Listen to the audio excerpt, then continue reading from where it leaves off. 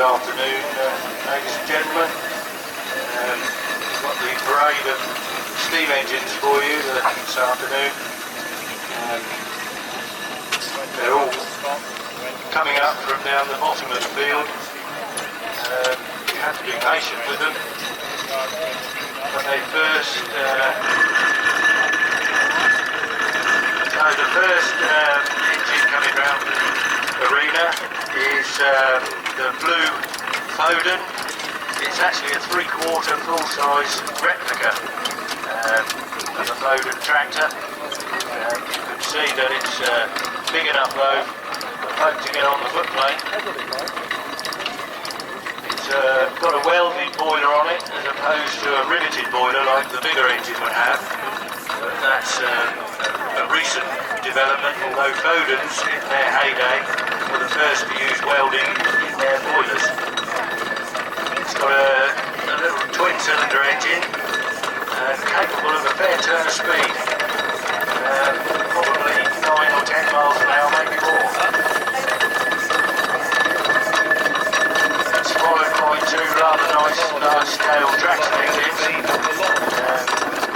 Ernie's on the front one there. That's an exact replica of his full-size engine, which at the moment is under repair. The boilers are all made of steel burning fuel. Sadly, with the demise of the power stations and the green element, it looks like our coal industry is finally for the buffers. But you can see from these engines there's very, very little smoke, very, very clean burning fuel. Ernie is on a 6-inch scale traction engine. That means that for every foot on the full-size engine, his engine measures 6 inches, so it's half the full size. It's a Marshall traction engine, exact replica of Nick. That's followed by another large-scale model. This time it's a replica of a Burrell traction engine, and of course the Burrells were made locally at Thetford. So a very well-known and well-respected mark, and obviously a replica of a favourite engine, the single-cylinder Burrell.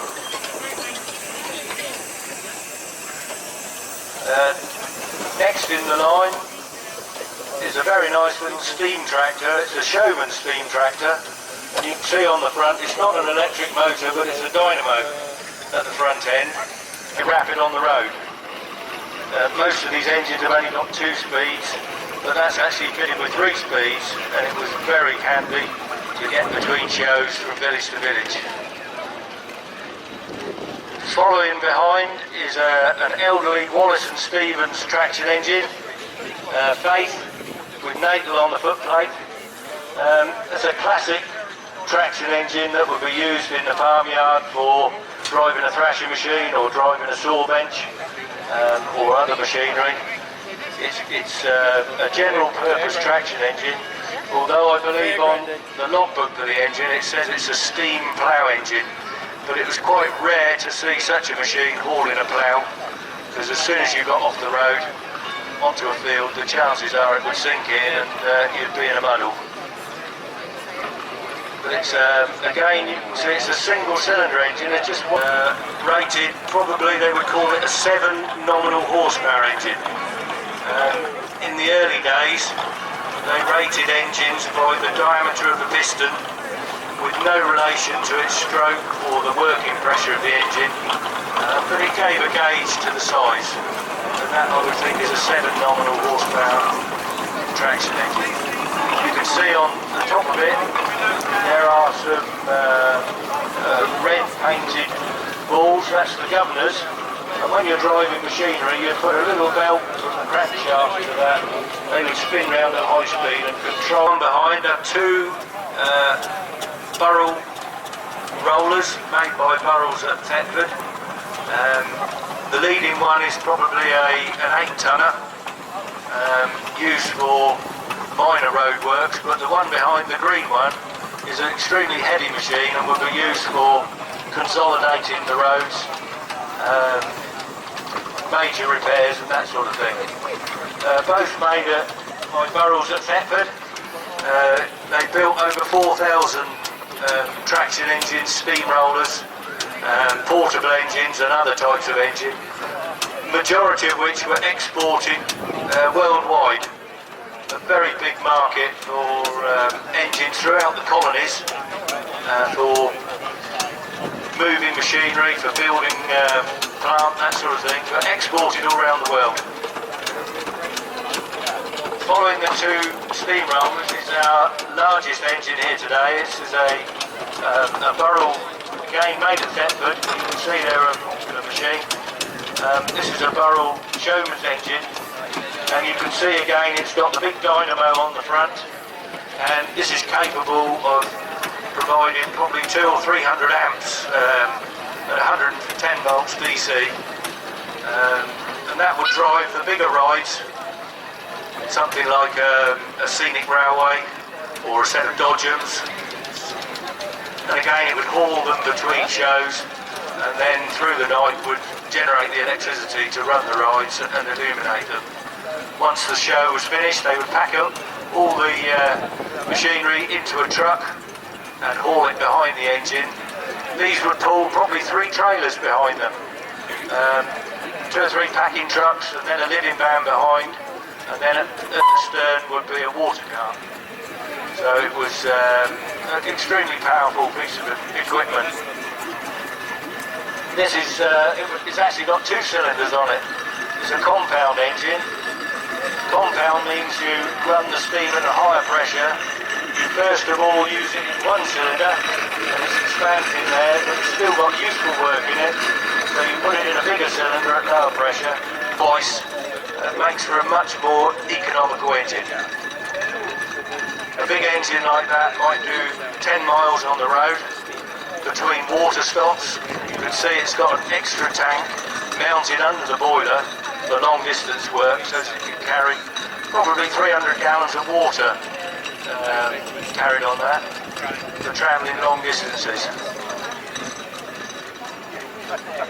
You'll notice that all of the engines have got nice brass, shiny or copper tops on the top of the chimney.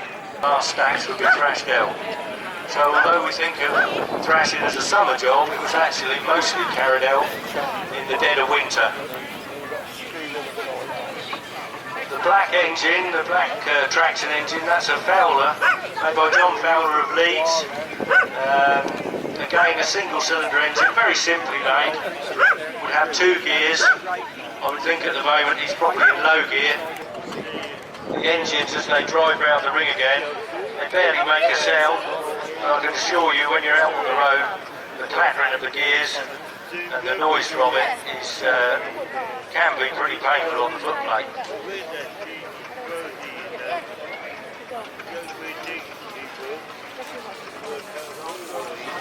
Most of the engines will do 6 or 7 miles between water stops. You'll see they have a hose pipe coiled up on the side. That fits onto a steam device which will suck the water out from a pond or a stream to fill the tank. So they're really a self-contained machine. These days we tend to use fire hydrants for a supply of clean water. You need a special, really need a special licence for that sort of thing. But without the water, these engines won't move, so we think we can use the hydrants for our purpose. And all the decorative lining and the paintwork. And mounted in the top of the chimney is a spark arrestor. Obviously driving along with wooden packing trucks behind, the showman wouldn't want the sparks to go on and set fire to the canvas sheets or the tilts. And in fact a spark arrestor is written in the law that you should be able to contain the ashes, the sparks, and not leave any hot sparks behind. So I think the insurance companies still dictate that you should have a spark arrestor in the top of the chimney.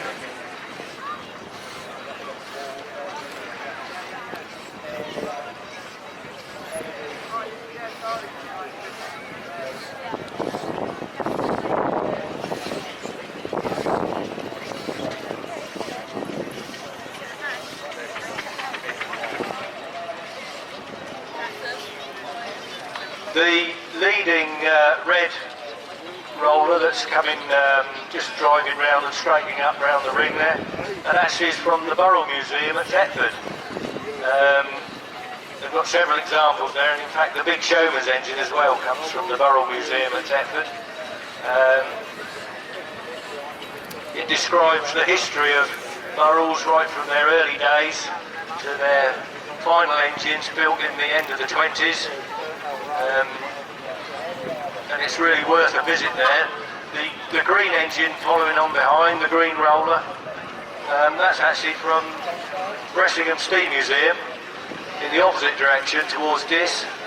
And again they've got a large number of these engines there, locomotives, narrow gauge railways, and as well as recording the history of steam, it's a great day out for the family to enjoy steam, have a ride behind the narrow gauge engines and enjoy the displays there. But that's at Bressingham, about 10 miles down the 1066 towards Diss.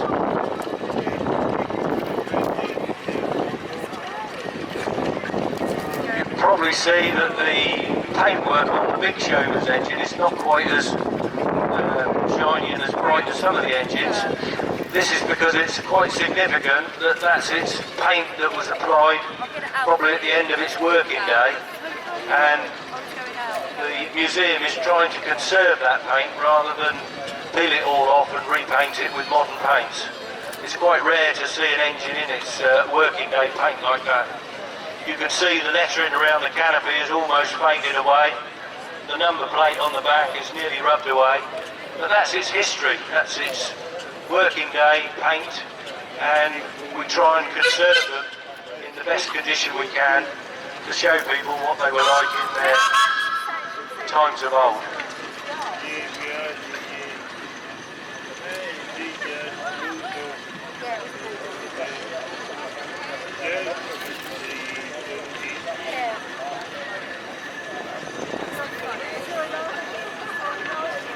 So funny.